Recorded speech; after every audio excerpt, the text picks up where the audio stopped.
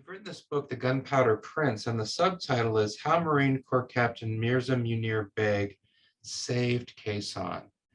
And so I'm interested in just hearing about him, your memories of him. Who was he? And then, of course, I'm zeroed in on that verb, how he saved Khe Sanh. So I'm interested in hearing you talk about him. What memories? What are the first memories? The first thing that comes to mind when I mention his name? Um, he was a eccentric, for one thing. Let me tell you the first memory I had of him. I'd gotten back from the village, and I'd been on the radio for 36 straight hours, and I was just dazed. And my air officer, Captain Dunn, he made sure I got a quiet bunker to sleep in, and so I slept for like 18 hours, I guess. I woke up and I was going down into the COC to start my radio duty again, and an incoming round came in, and it exploded right in front of the COC on the road. I think it was like a recoilless rifle. It came in really low, and it wasn't that huge of an explosion. But so I was standing there. Of course, I ducked, and when I got out of the hole, this officer came out who had gotten there when I was in the village, and I didn't recognize. Walked out of the south entrance of the COC up the steps, and he walked over, and he looked down, looked around. It was kind of like a twilight, and he saw the impact crater. And he pulled out a tape measure and he measured the length and the width of it. And then he started walking around and he found a piece of shrapnel, and it was still so hot he had to bounce it in his hand. He picked it up and he was looking at it, examining it. He dropped it and he went back down into the bunker. Well, what I found out later was he was this incredibly, let me just step back. I found out later that he had this special gift. Ergo the word saved. His uniqueness was the key. Not only did I believe from being his radio operator down there, but also from many of the officers that were working with him, the air officers, artillery officers, the intelligence officers all told me the same thing. But he walked down and he figured out not only what the size of that shell was, what kind of shell it was, but what direction it had come from. And by the oblong shape of the impact, he reckoned where it was, where the gun was, and he went down. He called it a fire mission, a artillery fire mission, a counter battery mission on it. And I had no doubt after I got to know him that he knocked out that recoilless rifle. But this is the kind of keen ability he had. Let me just make sure I understand this correctly. So then the shell comes into Khe Sanh.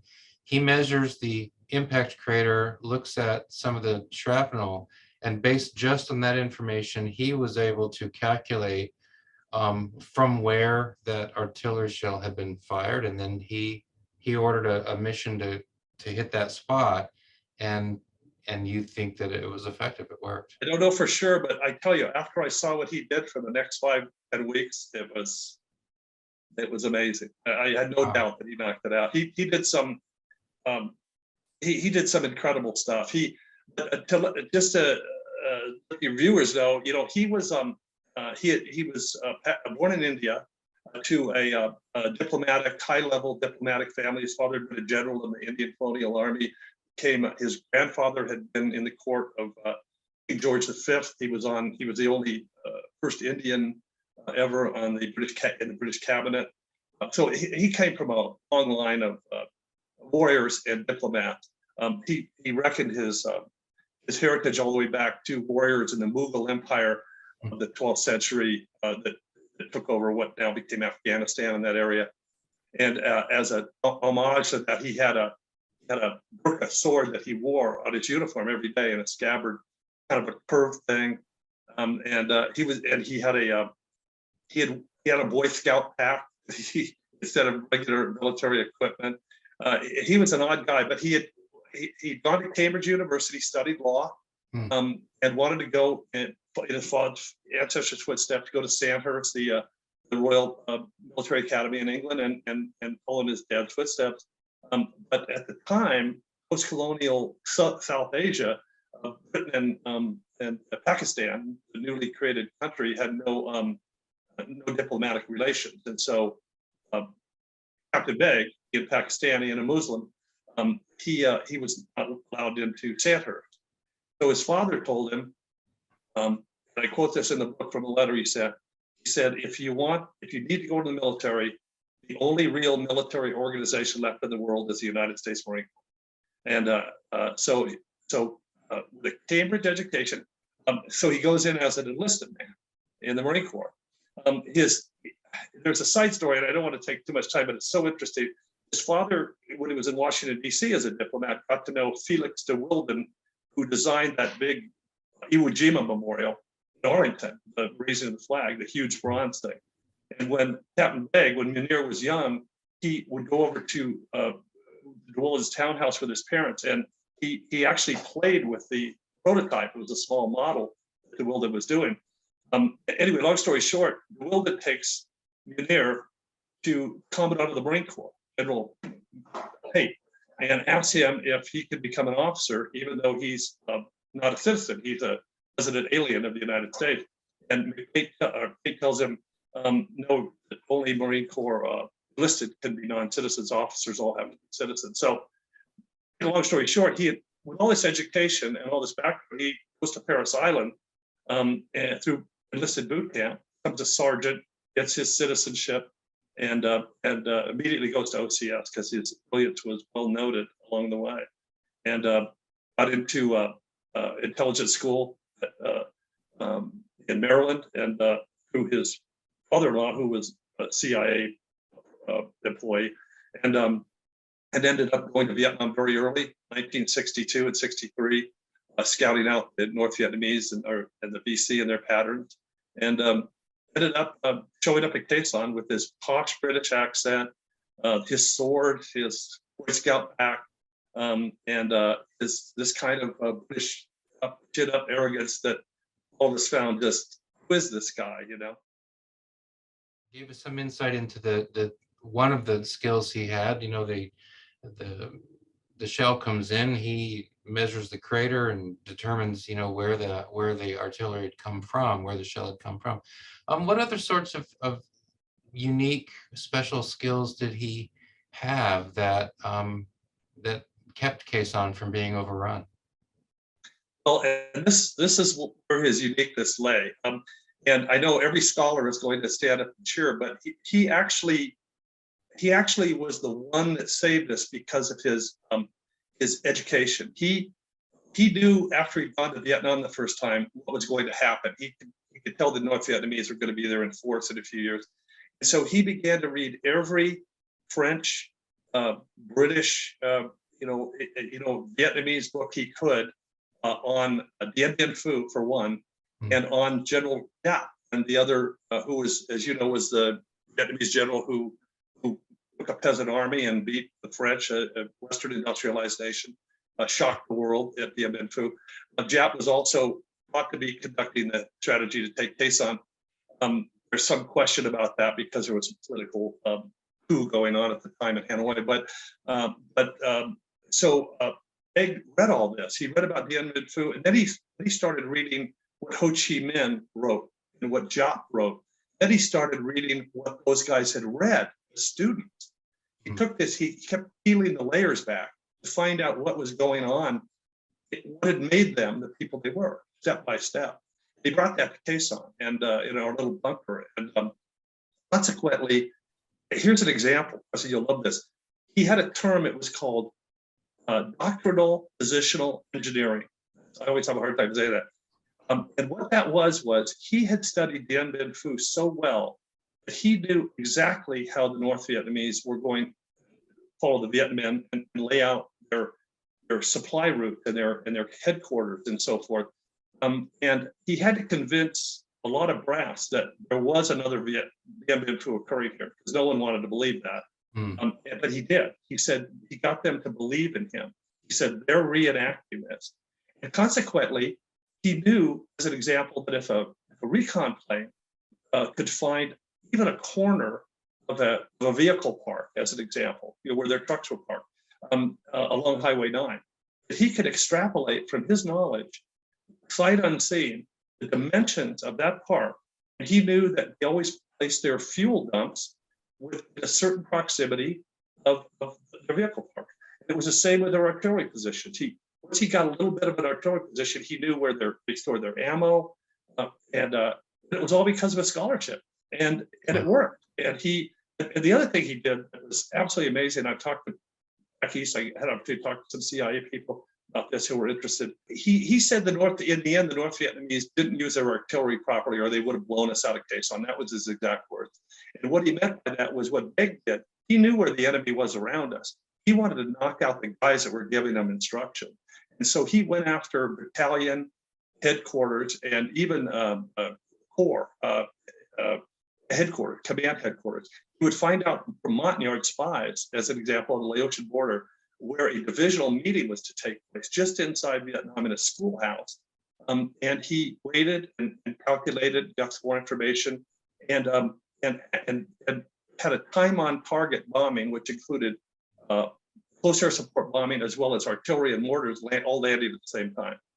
And I remember in his dark way, he said, I extended the target area out 500 meters because I know that there's a lot of bootlickers and stragglers that like to hang around the general staff. Wow. You know, he was a very witty guy in that respect. Yeah. But so that's what he went after first. He knocked out their command and control centers and then went after them. And it was hugely effective. It sounds like this is a person who, first of all, has a certain degree of, I don't know if humility is the right word, maybe it's just wisdom, but understanding, doing whatever you can to understand the enemy. Where's the enemy coming from? What's motivating the enemy? How does the enemy operate? Which seems, you know, I understand a lot of people are doing that, but it sounds like he was particularly gifted at getting that kind of insight. And it also sounds like he was very gifted at getting snippets of information and gluing them together into something then that he could maybe partly using intuition, just kind of figure things out. Do those characterizations seem right to you? Oh, you're exactly right. You know, he was, personality-wise, he was actually a bit pompous, but that was just because of the social circles he had lived in since he was a child. He'd been around kings and maharajas and all this. And but you're right. When he needed to get something done, he would subordinate his will to other officers. And fortunately, in our COC bunker, Lieutenant Colonel Henley was kind of running the show as far as artillery went, and he was a humble man himself, and he believed in Baig's arguments were sound.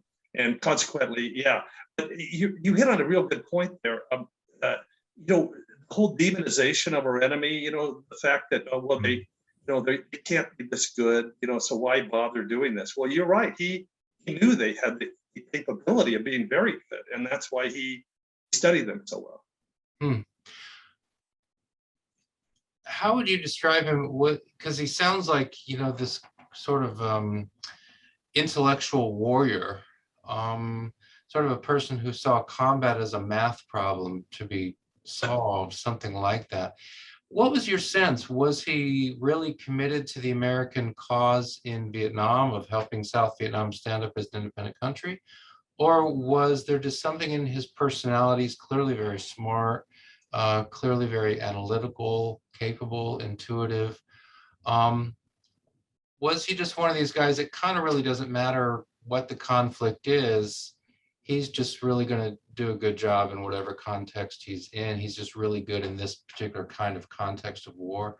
I don't know, how would you describe what you gathered from him in terms of his motivations and what kept him going? You know, he was a very private person early in his life. I could only find one photo of him. But that said, his report that he wrote, his extensive report that he wrote in December '68, you know, kind of tells, he lays it all out there on a personal level. And also people that describe him, like famous photographer David Douglas Duncan and people like that. I mentioned that he was a humble man in order to get, you know, he didn't want to push himself on his superiors so that they would resist him. He was able to, you know, calculate his behavior and make his points very eloquently. But his driving force in the end was he wanted to make history. I mentioned the sword, but you know, I talked to people. He had run an artillery battery in 1965 down by Phu Bai. Baig had. He was trained in Lejeune initially as an artilleryman, went into intelligence. But he had his family flag his ancestor had defended the city of Bishapur against the British. They were colonizing India. They had given up this. Bishapur was under siege for months, and this ancestor had given up the city, surrendered it. And Baig, his mother told me this in letters or I told Ray Stubbe, a historian, and Ray Stubbe gave me the letters. That's